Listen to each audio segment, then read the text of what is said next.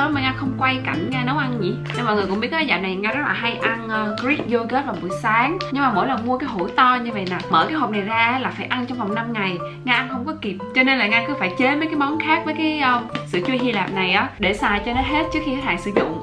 Hôm nay Nga sẽ làm bánh bông lan sữa chua Hy Lạp. Và Nga có mua một tí dâu tây rồi, mọi người xem nè. Đó, thì Nga sẽ làm bánh bông lan thêm kem và dâu tây nữa. Nói chung phong cách nấu ăn của Nga thì là không có theo một công thức nào hết á. Nga làm đúng theo kiểu là tổ tiên kêu đủ là đủ, đủ là dừng lại. Có một cái lòng đỏ nó bị bể rồi, buồn quá. Hồi xưa ở Việt Nam á, Nga cũng có hay làm bánh kiểu bánh bông lan sinh nhật á. Thì bây giờ Nga làm cũng tương tự như vậy, nhưng mà Nga cho sữa chua cho thôi chứ cũng khác gì. Tới lòng đỏ và lòng trắng, Nga sẽ cho một chút xíu muối kiểu vậy thôi, và một vài giọt nước cốt chanh.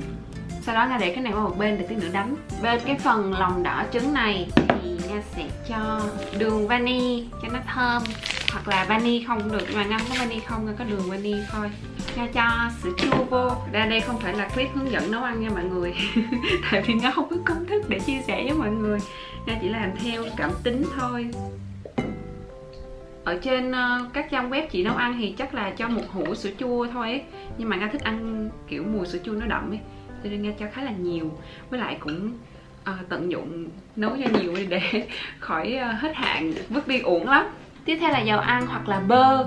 Nga không có bơ nhưng Nga xài dầu ô liu. Cho bơ hoặc dầu ăn á, sẽ làm cho bánh nó thơm nè, mềm nè, ẩm nè, không có bị khô nè. Và cuối cùng là Nga sẽ cho bột. Nga thì hay cho bột cuối cùng, và khi mà trộn lên mà cảm thấy nó kiểu nó quá ướt á, thì Nga sẽ cho thêm bột cho đến khi nào mà cái hỗn hợp nó sệt mà vừa đủ cảm giác là ok á thì dừng lại.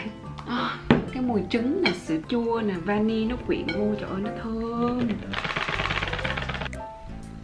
Nga sẽ đánh cho đến khi nào cái hỗn hợp này nó sệt như thế này nè. Ô quên, hồi nãy quên cho tí bột nở.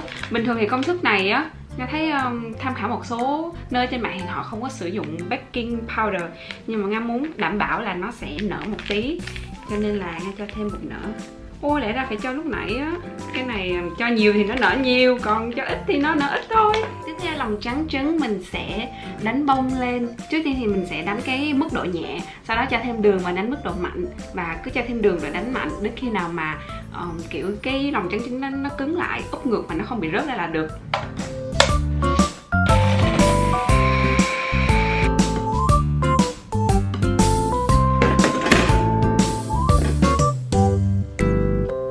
Phần lòng trắng trứng hôm nay ấy, nó có dính một tí lòng đỏ, cho nên khi Nga đánh á, nó không được bông cho lắm. Nhưng mà mong là có bột nổi rồi thì xíu nữa bánh nó cũng sẽ nở tốt. Cho vào lò thôi. Bánh xong rồi nè, nó bông bông không? Có một điều hơi buồn là lúc nào Nga làm nó cũng bị nứt ra như vậy hết. Nhưng mà không sao, ăn vẫn ngon.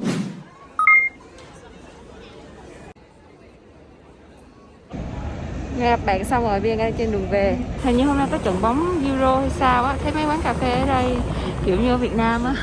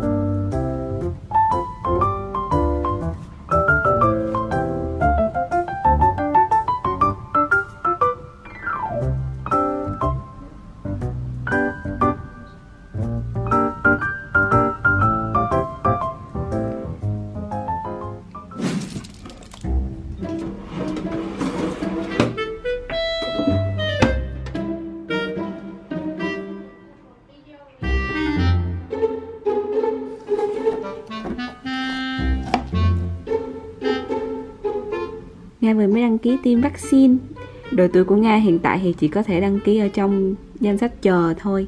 Và Linh cũng đang đăng ký ở kia. Nó chùm vì nó sợ nó xấu. Trời ơi, cái loại cây này nó đẻ con nhanh khủng khiếp luôn. Hôm trước Nga đã tách ra một cây rồi. Và bây giờ nó đẻ thêm 3 cây nữa. Ôi, vậy là 4 cây con lận. Đây, kế bên cây con có một cây con khác nữa. Trời ơi, mình sẽ tách nó ra tầm này. Cây này trồng thủy canh rất là dễ tách cây con ra. Chỉ cần bỏ vào nước và làm khoảng mấy ngày nó sẽ ra rễ rồi. Nước nó chưa lên tới, Nga cho thêm nước. Nga lấy cái chai Strongbow Nga để mọi người. Mấy bữa nữa có rễ Nga sẽ quay cho mọi người xem nha. Giờ ăn trưa hôm nay Nga sẽ xem Running Man tập cuối Quang Su ở đây. Sợ quá, chắc lát nữa khóc chết mất.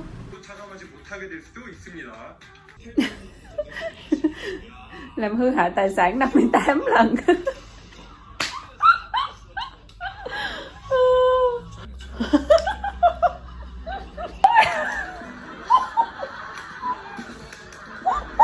내가 해줄게. 삭제해 삭제. 울지 마. 나에게 남아있어. 강수야.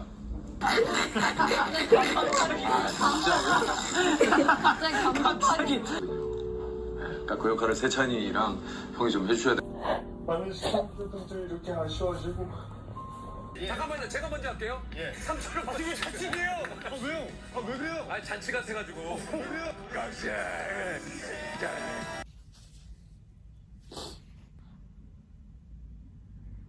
Coi buồn quá mọi người ơi.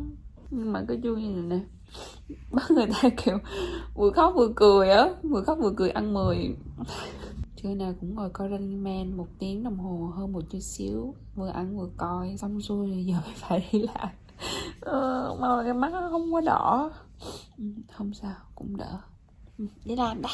All those things are really key for all your key stakeholders in the negotiation. Okay. Especially when we're building out the supply chain, we work closely with the logistics teams, and oftentimes what the third parties try to do is negotiate solely with us based on our cost. Nga làm việc xong rồi, bây giờ Nga sẽ đi chợ mua đồ ăn. Hôm nay đi siêu thị gì ta? Đi Lidl cho gần nhà, lười quá.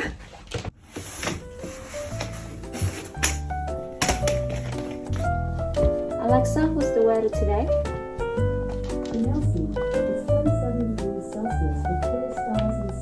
Giờ này ở Bỉ ra đường thì không phải đeo khẩu trang nữa rồi, nhưng mà khu nhà Nga lại gần một cái trường học ấy, cho nên là không biết là tới cái chỗ đó thì có phải đeo khẩu trang không.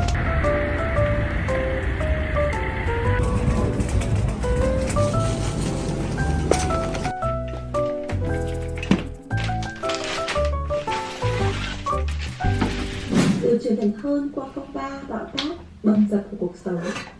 Bởi vậy, trốn tránh cảm xúc tiêu cực cũng không phải là một điều nên làm. Chỉ hơi buồn một chút thôi. Những suy nghĩ này có thể giúp xoa dịu đầu óc của ta trong một thời gian ngắn, nhưng chúng không giải quyết được thực chất vấn đề.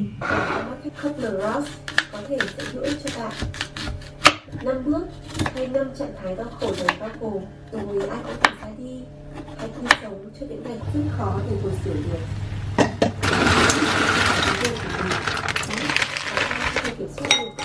Trong giai đoạn thứ 2, giận dữ, con người đau khổ sẽ có xu hướng bực bội, nhưng hy vọng vào điều tốt nhất. Bài học quý báu từ một hỗn độn. Nếu bạn đang gặp phải hoàn cảnh khó khăn, hiểu rõ cảm xúc của mình và chấp nhận nó.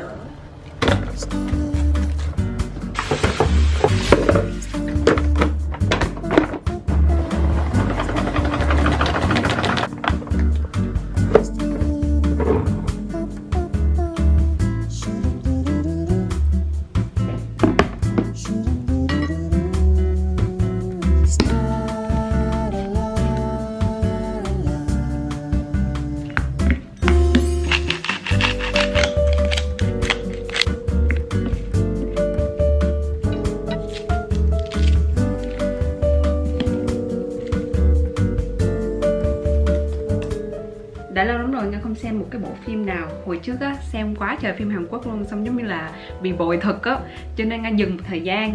Và 2 tháng vừa rồi thì Nga toàn xem những cái chương trình thực tế của Hàn Quốc. Cũng Hàn Quốc. Nga xem Busted nè, Nga xem Running Man. Đúng rồi mọi người, Quang Su sắp rời Running Man rồi, buồn quá à. 2 ngày hôm nay thì Nga đã quay lại coi phim Hàn Quốc rồi. Trong khi chờ Penthouse 3 cuộc chiến thượng lưu thì Nga sẽ xem phim Cuộc sống thượng lưu My Golden Life với mọi người. Hồi xưa nó khá là nổi tiếng mà Nga chưa coi bao giờ. Vừa ăn vừa xem. Bon appétit. 미안해요.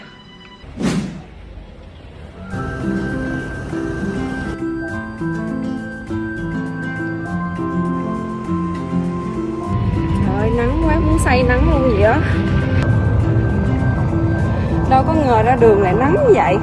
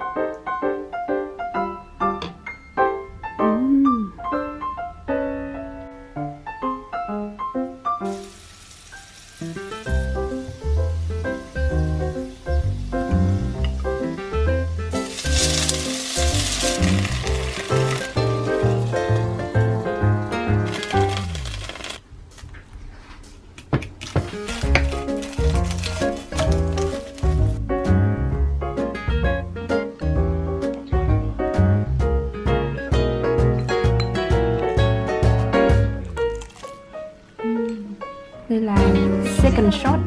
Măm măm.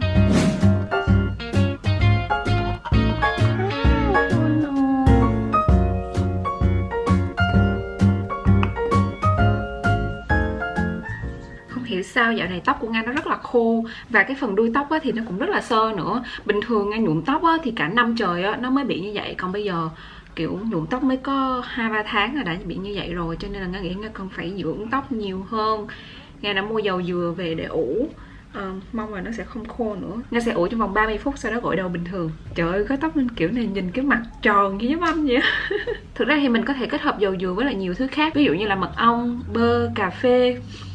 Nhưng mà hôm nay Nga chỉ làm dầu dừa không thôi. Nga sẽ cố gắng giữ cái thói quen này mỗi tuần một lần để xem là tóc của mình nó có cải thiện hơn không.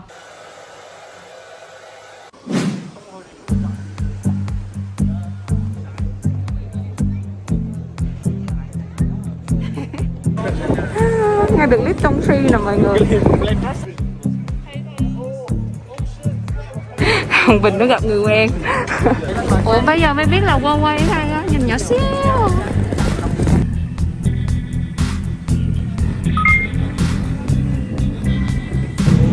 Mình đi lại quán kem hôm bữa không kịp ăn.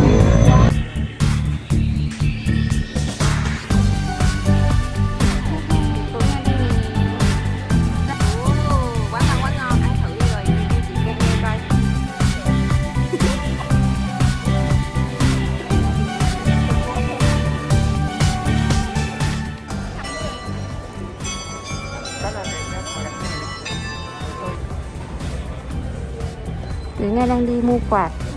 Mùa hè đến rồi nên phải mua quạt thôi. Ở nhà nóng quá. Loại quạt mình muốn mua nó hết hàng rồi, cho nên mình sẽ đi về đặt online. Đang coi mấy cái đồ chơi game useful.